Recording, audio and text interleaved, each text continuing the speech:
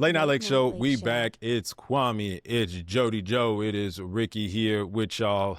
Lakers played tonight. By the time you guys are hearing this, it will be last night against the Portland Trailblazers. But one thing that is for sure, they will not see Mr. Chauncey Billups on the sidelines. As Kwame already outlined, he was caught up and arrested in a suspicion of a insider gambling poker scandal. And it's not just him. Former NBA players, current NBA players are all now being run up with charges. Forget point shaving. This poker nights with mob bosses and NBA insiders selling injury info is easily the worst headline the NBA has ever ran into. Federal indictments dropped on over 30 people, including Chauncey Billups, Terry Rozier, and former Lakers assistant Damon Jones. The schemes? Mafia-rigged poker games defrauding millions using x-ray tables and invisible ink and insider prop bets where players leaked their own availability.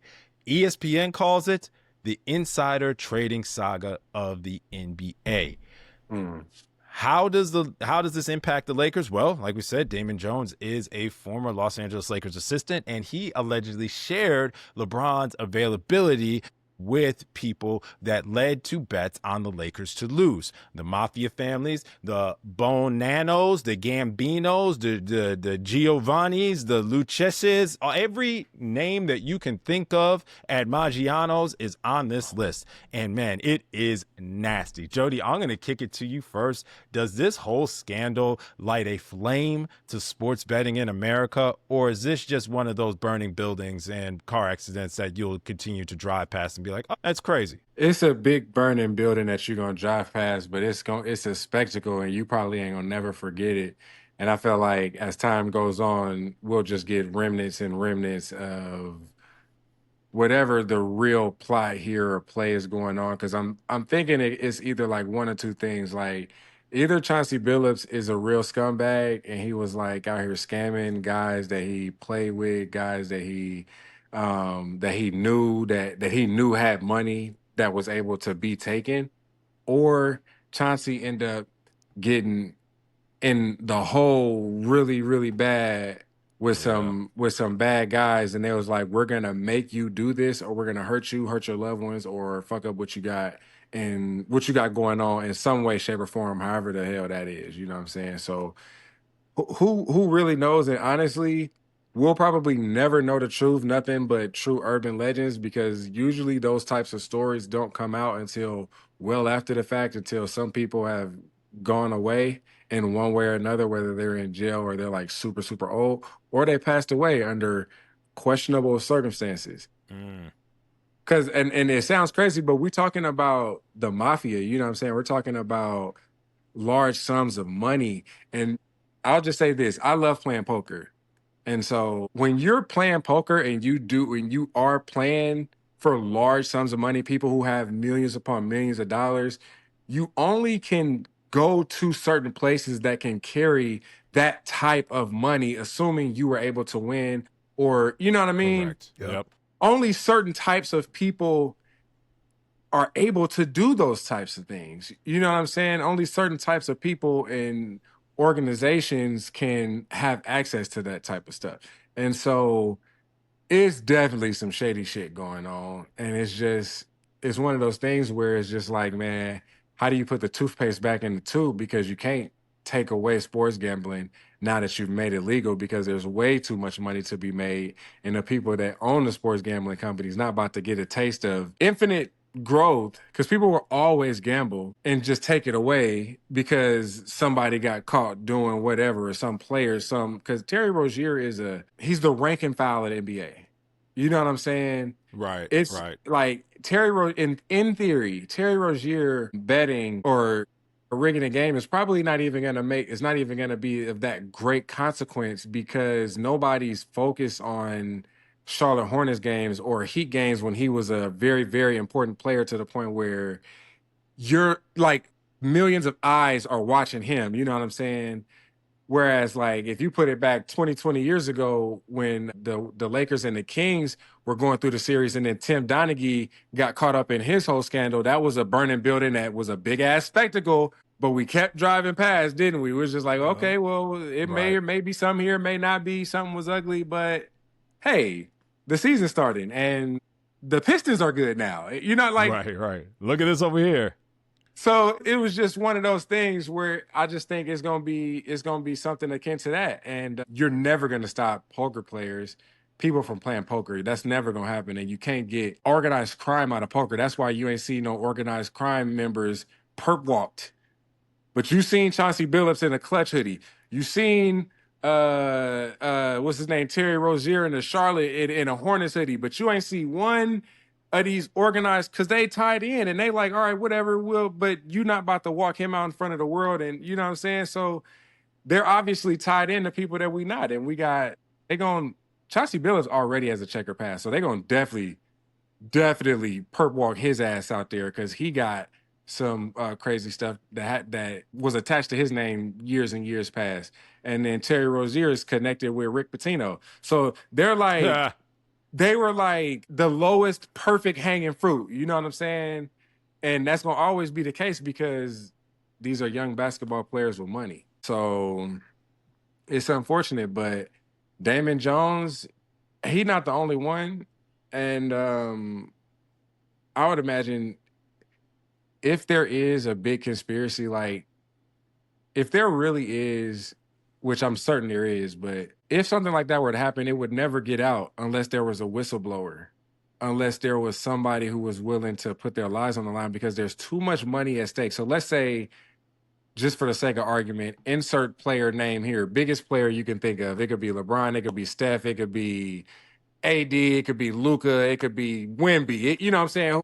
Whatever the biggest name facing the league is, let's Let's say make it there's Jokic. I wanna put it on somebody else that okay, can we'll say get the Jokic, just like allegations. Yep. Otani. They Yeah. No, found the literally fall what I guy. thought. Yep. Yep. There's too much money to be made. Too much money to be made. That's why it should have never happened because it's like you don't want it to fall into where people really feel like it's WWF. You know what I'm saying? Correct. And it's a slippery slope to get there. And I feel like we kind of sliding if We we, starting to slip and slide.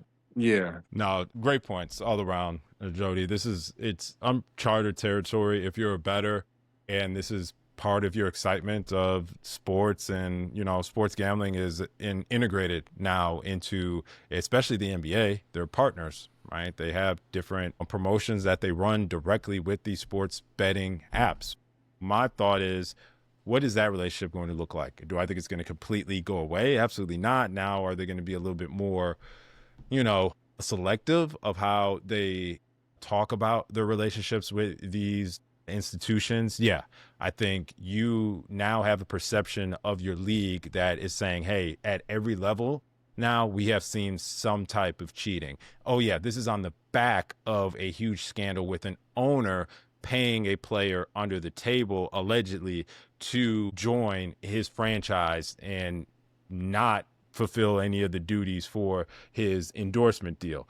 It's nasty all the way around. It's starting to look wherever you go in the NBA as the era of LeBron James and Steph Curry, and that guard of talent starts to get into the twilight years, and they're at the ends of their road, and you look to see who's going to be the next face of the league. You also have to realize what is the entertainment value of that next era. And if you have generations or groups of people that are going into this thinking, well, the NBA is fake anyway, so why the hell would I care about the next up and coming star? That's going to hurt. The NBA went through this already with who's going to be the face when Michael Jordan goes away. Luckily for them, they got a Lakers three-peat to help bridge that gap and from an entertainment value.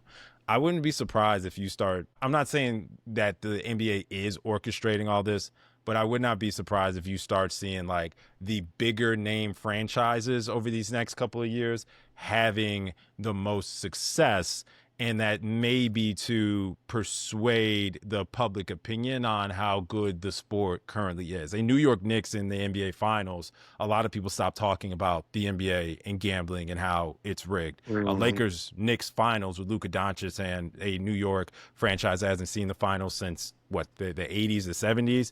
That's going to dominate any headline known to man. So, not saying that Luca, they're just Luca layering the Giannis. conspiracy on top, but I wouldn't be surprised. Nah, Luca Giannis. finals, Giannis with the Knicks and Luca in LA, you know what I'm saying? Like post a LeBron retirement or some shit like that it would really be like a great start off to like really, you know what I'm saying, kick off the next generation of the NBA. But like you say, that's tricky. You don't want that to happen, and people like, nah, I'm kind of cool with this. Yeah. I mean, Cooper Flag is already a Dallas Maverick, fresh off of the Dallas Mavericks trading Luka Doncic to the biggest franchise in the league.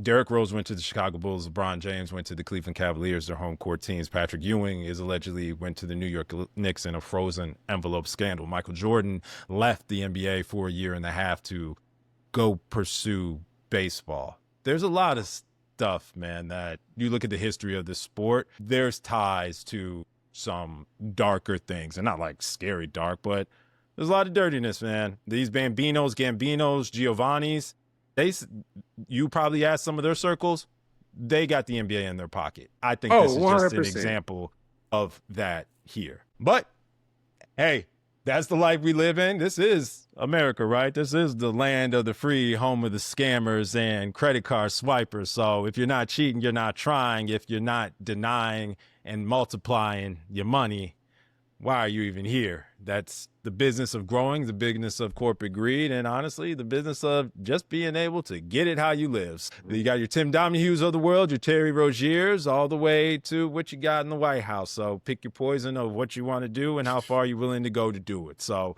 we'll leave y'all with that. Dang.